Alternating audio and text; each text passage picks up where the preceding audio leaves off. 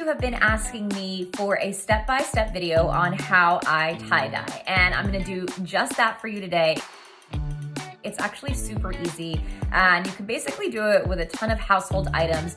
The only thing that you need that is considered specialty is, of course, the dye. Now, I purchased mine on Amazon. It is called SEI Tumble Dye.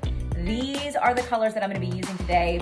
They're a little challenging to get right now because I think everyone is going tie-dye crazy, but grab whatever colors are available on Amazon. If you can shop at a Target or a Walmart, I do believe they sell those there as well. Let's get to dyeing.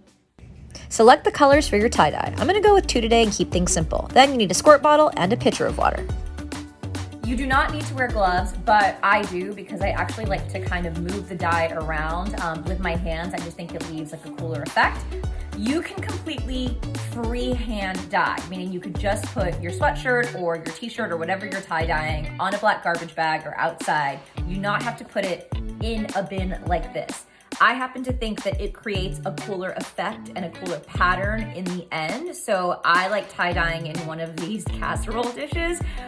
This is totally hacked. I know there's like a fancier way to do this, but this is all I have lying around my house. And it's deep and it's nice. And I do use a lot of water with my dye. So this is helpful to keep the mess contained. I have a pair of sweatpants and a white men's Hanes t-shirt in here. You can completely tie-dye on dry items, but I happen to think that the water helps dilute the dye a little bit and creates more of a watercolor effect. If you want more intensity from the dye, do not use the water. I mean, if you want less intensity from the pigment, you're gonna wanna get these clothes a little wet.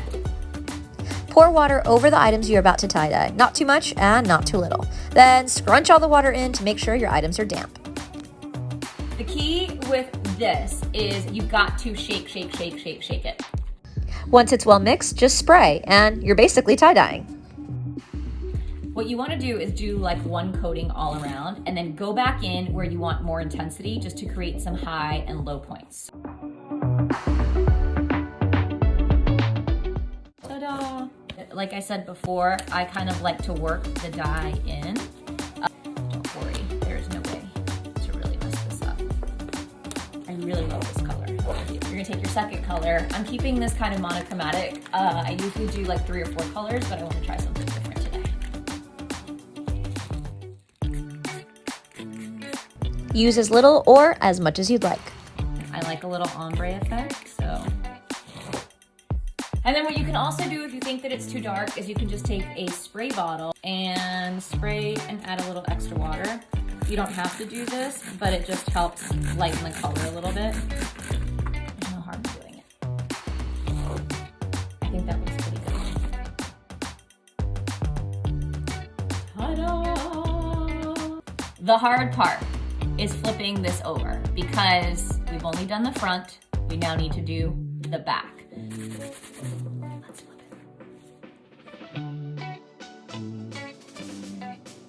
And we're gonna flip the sweatpants. Nailed it. Repeat the same series of steps on the back, just like you did on the front. Remember, the best part about tie-dyeing is you can't mess it up. Okay, I am seriously obsessed with this teal set. I did decide to go back in and hit it with a little neon.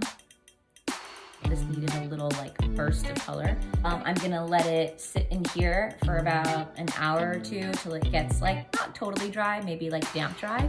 And then you just take this, pop it in the dryer for 1 cycle, and you're ready to wear your neon. Ah, this turned out so good. I can't wait to show you the final product. But first, a little trim.